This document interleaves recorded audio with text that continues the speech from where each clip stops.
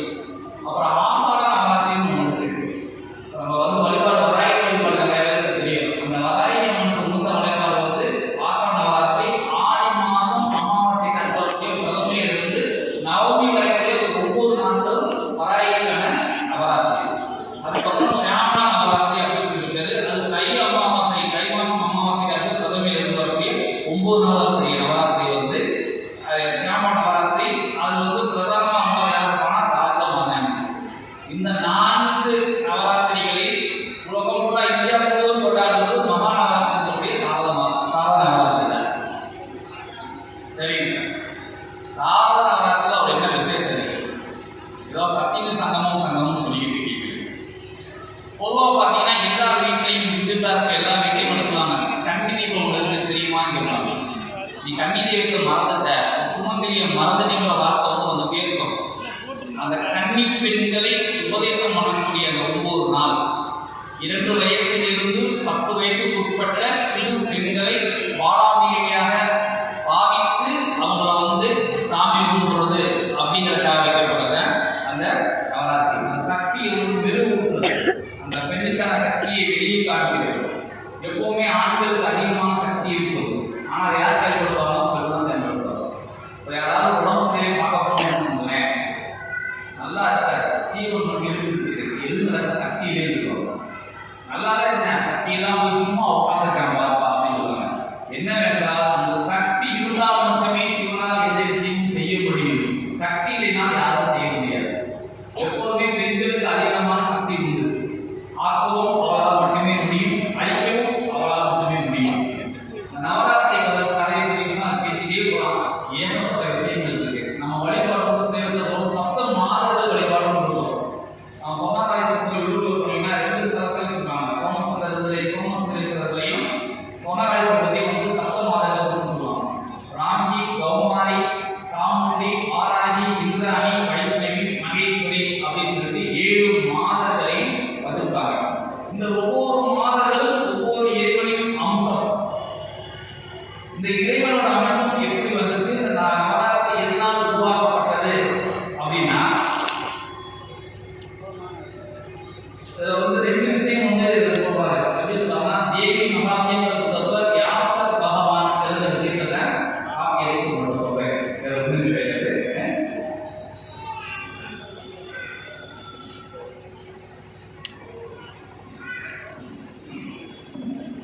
ரம்பன் கரம்பன் அப்படின்னு சொல்லிட்டு 2 அரக்கர்கள்.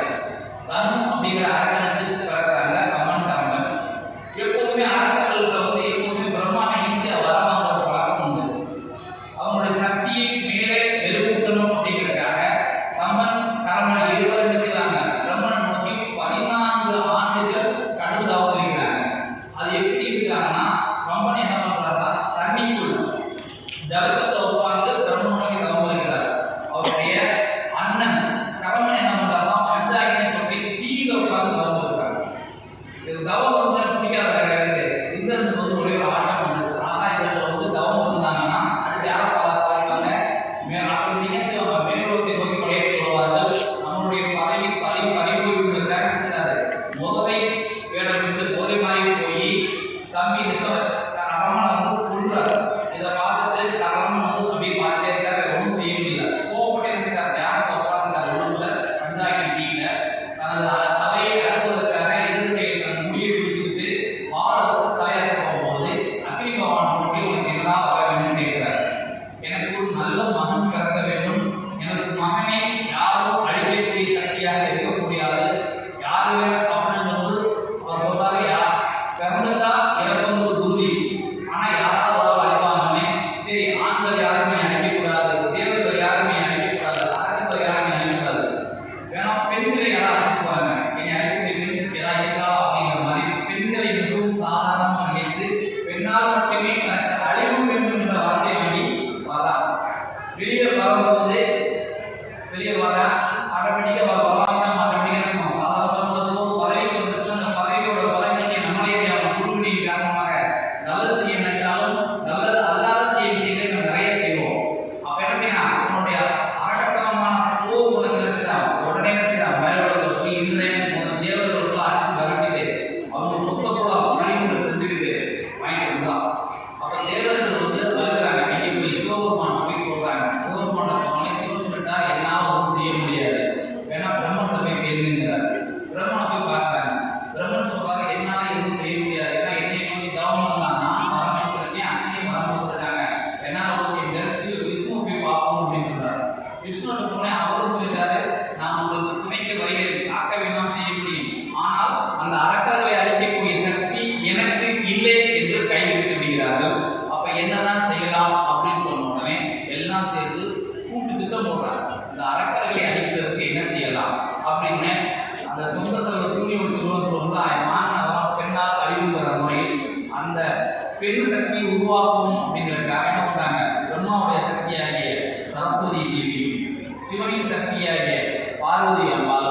விஷ்ணுவின் சக்தியாகிய மகாலட்சுமி ஒன்று சேர்ந்து முப்பெரும் தேவியும் ஒரே சக்தியாக மாறுகிறார்கள். அந்த சக்திக்கு எப்படி சொல்றாரு அப்படின்னா வியாசர் வந்து 18 கரங்கள் உடையதான் அம்மாவா இருந்தார். 18 கரங்களா இருக்கோமே, அந்த 18 கரங்களுக்கும் இவர்கள் தேவர்கள் அனைவரும் தனது ஆயுதங்கள்லாம் கொடுக்குறாங்க. எப்படி கொடுக்குறாருன்னா சிவபெருமான் தனது சிவாயத்தை கையில நீ வச்சுக்கோமா அப்படின்னு சொல்லி கொடுக்குறாரு. அதே மாதிரி பெருமாள் என்ன பண்றாரு, சக்கரத்தை வந்து சக்கரத்தை நீ வச்சுக்கன்னு சொல்லி அம்மா தான் கொடுக்குறாரு. பிரம்மதேவன் என்ன பண்றாரு, தனக்கு கமண்டல நீரையும் தாமரையும் சொல்லி வச்சுக்கன்னு சொல்றாரு. இந்திரன் தன்னுடைய வச்சராயத்தை கொடுக்குறாரு. யமன் தனது கதாயத்தை கொடுக்குறாரு. அப்படி தேவர்கள் ஒவ்வொருவரும் தனி நம்ம என்னென்ன பொருட்கள் இருக்கோ சக்தி இருக்கோ அத்தனையும் அம்மா தான் கொடுக்கும் போது அம்பாள் மிகப்பெரிய சக்தியாக அப்படி அகங்காரமாக சிரிக்கிறார். அந்த சிரிப்பு சத்தத்தை கேட்ட உடனே நிறைய பேருக்கு நீடிக்கிற மாதிரி இருக்கு. ஆனா அந்த அசுரம் வந்துட்டு யார் ஏதோ எதிரி புதுசா உருவாயிருக்காங்க போல இருக்கு, எப்படி பார்த்துருவா அப்படின்னு சொல்லிட்டு இருந்து நம்ம கீழே உள்ள அமைச்சர்களை அனுப்பி விடுறாங்க. எப்பவுமே அமைச்சர்கள் ரொம்ப கவனமா வச்சுக்கணும். வந்து பார்த்தோம்னா அம்மாவை பார்த்தோன்னே அம்மாவுடைய சக்தி என்னன்னு தெரிஞ்சுக்கிட்டு இருந்தால் நம்ம மன்னனை நல்லா ஜெயிக்க போறா அப்படின்னு சொல்லிட்டு ஒரு சொல்றாரு. மன்னா, இந்த மாதிரி அழகான உலகத்தில் அழகி பார்த்ததே கிடையாது, அவ்வளவு அருமையான அழகா இருக்கா, அந்த அழகி அங்கிருக்கும் நல்லதில்ல, உங்களது அரண்மனையில் இருந்தால் மட்டுமே மிகவும் நல்லது. அதனால அந்த அழகியை நீங்கள் திருமணம் செய்து நீங்க சந்தோஷமா இருங்க அப்படின்னு சொல்லி ஏற்பட்டாங்க. அது வரைக்கும் வீரனாக இருந்த அவர் என்ன பண்றாரு, காம உணர்வு கொண்டு காமோட அந்த பெண்ணை நான் அடைந்தே தீர்வேன் அப்படின்னு சொல்லிட்டு 2 மந்திரி அனுப்பிச்சு விடுறாரு. மந்திரி அனுப்பிச்சுட்டு போய் ஏதாவது பேசி அந்த அலைக்கு இங்கே கூட்டிட்டு வா அப்படின்னு சொல்லி மந்திரியை அனுப்பிச்சு விடுறாரு. மந்திரி வராங்க. வரும்போது அம்மா சிரிச்சு உட்கார்ந்துருக்கா. சும்மா வாங்கிட்டு தெரிஞ்சாண்டியா அப்படி உட்கார்ந்துருக்கா. உட்கார்ந்தோடனே நீங்க வந்து சுயத்திற்குரிய பெண் இல்லம்மா, எங்க வீட்டுக்கு வா, என் மன்னனோட சேர்ந்து சொன்னேன், நான் ஒரு சபதம் செய்திருக்கிறேன், என்னை யார் ஜெயிப்பார்களோ அவர்களை மட்டுமே நான் செய்வேன், திருமணம் செய்து கொள்வேன் என்று சபதம் செய்கிறேன். அதனால வந்து ரத்னத்துடைய போன் சொல்றா. இவர்கள் எவ்வளவு பேசி பார்க்கறாங்க. அப்புறம் வந்து வாக்குவாதம் அதிகமாகுது. அம்பால வந்து அவருடைய மன்னனிலே உண்மைகளை எடுத்து சொல்லும்போது போரிட வராங்க. போரிட உடனே அரசியலா பக்கத்தில் உள்ள காளியை எழுதிடுவாங்க. கரியனில் உள்ள காளி தோன்றி அவர்களை அடித்து பரட்டுகிறார். போல வந்த அமைச்சர்களை ஒருவனை வெற்றி கொள்கிறார். கொண்டுவிட்டு அவரை உணவாக எடுத்துக் கொள்கிறார். காளியம்மன் உணவாக எடுக்கிறார். காளியம்மன் நீ முறைனா சொல்லணும். பட்டகாசுரன் அப்படிங்கிற அரக்கனை அழித்து கரியூரம் கொண்ட காளி இங்கு வந்து தவம் இயற்றி சொர்ணவழியாக மாறியிருக்காங்க. சொர்ணம் அப்படின்னா தங்கம். இந்த கரியூரம் உள்ள காளியோட குழந்தை எப்போதும் ரொம்ப கோபமா இருக்கிற தான் அதிகமாக வந்து கொடுக்கக்கூடிய பழக்கம் இருக்கு. கோபம் தான் குணம் அதிகமாக இருக்கு. அவ கோபமா இருக்கிற அரக்கனை அழிச்சுட்டு உட்கார்ந்து அவமானப்பட்டு தான் சொர்ணகாளீஸ்வரர் வந்து அவளை தனது மனைவியாக மாற்றிக் கொள்கிறார். கரியூரம் உள்ள காளி இங்கிருந்து தான் தங்கத்தில் ஆன சொர்ணவல்லியாக மாறியிருக்கிறார். அவ்வளோ விசேஷமான இந்த அம்பாள். யாரெல்லாம் சொர்ணகாளீஸ்வரர் சொர்ணவல்லியும் கொடுத்தாங்கன்னா இங்க இருக்கக்கூடிய காளியின் மிகப்பெரிய சக்தி அவர்களுக்கு கிடைக்கும்.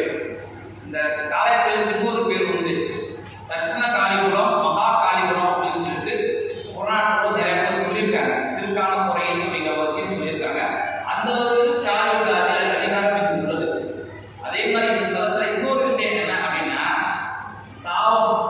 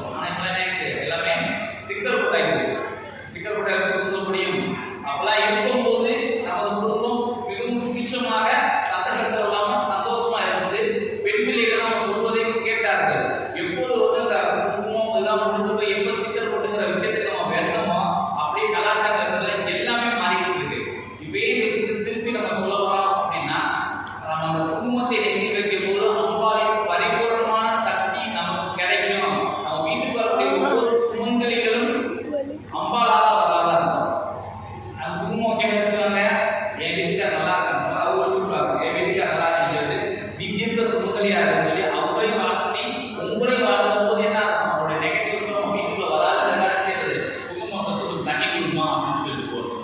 எல்லா நாளும் பண்ணி பரவாயில்ல, நவராத்திரியில் அவங்க தெரிஞ்சவங்களை வீட்டுக்கு வர வச்சு கொஞ்சம் குடும்பத்தை வச்சு வாங்கிக்கிறீங்க. சின்ன குழந்தைகள் பெரியவர் காலையில் வந்து ஆசீர்வாதம் வாங்கிக்கிறீங்க. அவங்களுடைய ஆசீர்வாதம் தான் யாரை வாழ்த்தோம், நம்மளையும் நம்ம குடும்பத்தையும் வாழ வைக்கக்கூடிய விஷயம் அவங்களுடைய ஆசீர்வாதம் தான். எந்த அளவுக்கு நம்ம விழுந்து கும்பிடுறோமோ அந்த அளவுக்கு நம்மளுடைய நெகட்டிவ் பாவகரமாக அவங்களோட பெரியவங்க ஏற்றுக்குவாங்க. அதனாலதான் பெரியவர் காலங்களுக்கு வந்து ஆசீர்வாதம் வாங்குங்கன்னு நம்ம வந்து சொல்றது. இது வந்து சின்ன குழந்தைகளுக்கு நீங்க என்ன செய்யணும், சொல்லிக் கொடுத்து வளர்க்கணும். பெரியவர்கள் வந்து வாங்க வீட்டுக்கு வாங்க உட்காருன்னு சொல்லி வரவேற்கும் பண்பா இருக்காங்க. அவங்க பெரியவங்க நினைக்க வேணாம், அவங்க வந்து அப்பா லோகத்திலும் வீட்டுக்கு வருகிறார்கள், சிவபெருமான லோகத்திலும் வீட்டுக்கு வரான்னு சொல்லிட்டு தெய்வமா நினைச்சு வீட்டுக்கு நினைச்சோம்னா அது எந்த இடத்துல வந்தா மனசே அர்த்தம்ல எதுவுமே சாடாது. வந்தாரை வரவேற்பு பண்போட இருந்தோம்னா போகணும். எதுக்காக நவராத்திரி நடத்தி யாரை வேணாலும் குறிப்பாக முகம் தெரியாதவர்களை கூப்பிட்டு அவங்களுக்கு அன்னம் பரமாயின்னு வச்சுருங்க. முகம் தெரிஞ்சவங்களை கூப்பிட்டு சாப்பாடு போட்டாங்க விருந்து. முகம் தெரியாதவர்களை கூப்பிட்டு அவங்களுக்கு அன்னம் பரிமாறி நீங்க சாப்பிட்டு மனசார பார்க்கணுமான்னு ஒரு வார்த்தை சொன்னீங்கன்னா போதும். எந்த கோயிலுக்கும் போக வேணும். ஏன்னா அவங்களுடைய வார்த்தை வயிறு நிறைந்த மனசு நிறைய சொல்லுவாங்க. அவங்களோட மிக சிறந்த வார்த்தை இருக்கும். அதேனால்தான் இந்த 9 நாளும் ஏதாவது ஒரு வருஷம் சாமி கும்பிடுங்க அப்படின்னு சொல்லிட்டு நவகிரகங்களை அமைப்பு சொல்லியிருக்காங்க. கொண்டக்கடலை வச்சு வைங்க, கடலை போட்டு வைங்க அப்படின்னு சொல்லிட்டு ஒவ்வொரு ஆரோக்கியத்தின் அடிப்படையில் ஒவ்வொரு பிரசாதம் போட்டு அம்பாளுக்கு நைவேத்தியம் பண்ணி பாட்டு பாடி சாப்பிடுங்க அப்படின்னு சொல்லுவாங்க. அப்படி செய்யறது என்ன செய்யலாம், கோயிலுக்கு போய் தான் செய்யுங்க. கோயிலுக்கு என்ன செய்வாங்க, சில இடத்துல கோயில வந்து வெத்தலை பார்க்க வச்சு ஊருக்கு சுற்றுலா பெண்கள் வாங்க வாங்க அப்படின்னு சொல்லி வெல்கம் பண்ணுவாங்க. உள்ளுக்குள்ள கோயிலுக்கு நம்ம நவராத்திரி உணவு பார்க்கும்போது வாங்க வாங்க அப்படின்னு சொல்லிட்டு வெல்கம் பண்ணும்போது அவங்க திருப்பலாம் அப்பா என் வெத்தலை பார்க்க வராங்க இடத்துல சொல்றியா அப்படின்னு. இதெல்லாம் செய்யக்கூடியவர்கள் அடுத்த சொல்லி நிற்பாங்க. ஏன்னா அவங்களுக்கான முன்னேற்றம், வாழ்க்கைக்கான முன்னேற்றம் வந்து இதில் கிடைக்கும். எப்போதுமே தெரிஞ்சுக்கிடுங்க, சாயந்தரம் 6 மணி ஆயிடுச்சுன்னா நம்ம வீட்டில் சின்ன குழந்தைகள் இருக்கிறாங்கன்னா 2 வயசு 10 வயசு குழந்தைய மேக்சிமம் அள விடாதீங்க, அழுக விடாது, அழுக விடாம வச்சுக்கிறீங்க. ஏன்னா அந்த கண்ணு அதாவது வாழாமீங்க அப்படின்னு சொல்ற கண்ணி அம்சம் அந்த குழந்தைகள் எல்லாருக்குள்ளேயும் கண்ணி அம்சம் இருக்கும். அந்த கண்ணி பேசுற சில விஷயங்கள் நடக்கும். அதனால எல்லா பக்கத்தோடும் அந்த கண்ணி பெண்களை குழந்தைகளை 6 வயதுக்கு 6 மணிக்கு மேல அழுகுறாங்க சார், சேட்டை பண்ணுறது அடிக்கதே வேண்டியிருக்கு. அப்போதான் என்ன சொல்லியிருந்தாங்க, ஹோம்ஒர்க் சொல்லி கொடுக்க வேண்டியிருக்கு. நீங்க வாட்டுக்கு சொல்லிட்டு போயிருவீங்க. நாளைக்கு வந்து டீச்சர்கிட்ட யாருக்கு வாங்குறீங்க மனசார கேட்குறது, காலுக்கு நல்லா கேட்குது. அப்ப காலையில இருந்து படிக்கிற வேலைகளை பண்ணுங்க. அதிகபட்சம் சாயந்தரம் அழுக விடாம பாருங்க. அதே மாதிரி முன்னோர்கள் பெரியவங்க அம்மா மாமனார் மாமியார் திட்டு வாங்குறத குறைச்சிட்டு பாருங்க. அதில் திருத்தவே முடியாதுன்னு சொல்லிய இதுங்களா வேற வழியில் அவருக்கு இருந்தாலும் பரவாயில்ல, நம்ம வாழ்க்கைகளை வாங்குறதுக்கான வழியை பார்ப்போம். ஏனென்றால் இந்த 9 நாளாக வந்தோம் எனக்கு தான் ஒரு வளர்த்த வாங்க உட்காருங்க உங்க பிள்ளை கட்டி கேட்டீங்க தான் மணி கொடுக்குறது சொல்லி சந்தோஷமா பேசி பாருங்க. அவங்க வாயால நீங்க நல்லா ஒரு வார்த்தை சொன்னா போதும். நல்லா இருக்குன்னு சொல்லி அவங்க மேக்சிமம் எந்த அளவுக்கு பார்க்குறாங்க காலை வந்து ஆசை வாங்கி கிட்டே இருக்கும் வாங்கி இடத்துல பிடிச்சிக்கிறீங்க. அவங்க சொல்றது ஒரு சாப்பிடும் எதுவுமே சாதாரண நிறைய குடும்பங்களில் பெண் சாபத்தினால் முன்னேறாமல் இருக்கக்கூடிய குடும்பம் ஏற்படும் இருக்கும். பெண் சாபம் வெளியே பெண் சாபம் கிடையாது. நம்ம வீட்டில் ரொம்ப கலந்தவர்கள் இல்லை முன்னவர்கள் அப்படின்னு பெண் சாபம் அதுதான் நம்ம ரொம்ப பாதிக்கும். எல்லா இடத்துலையும்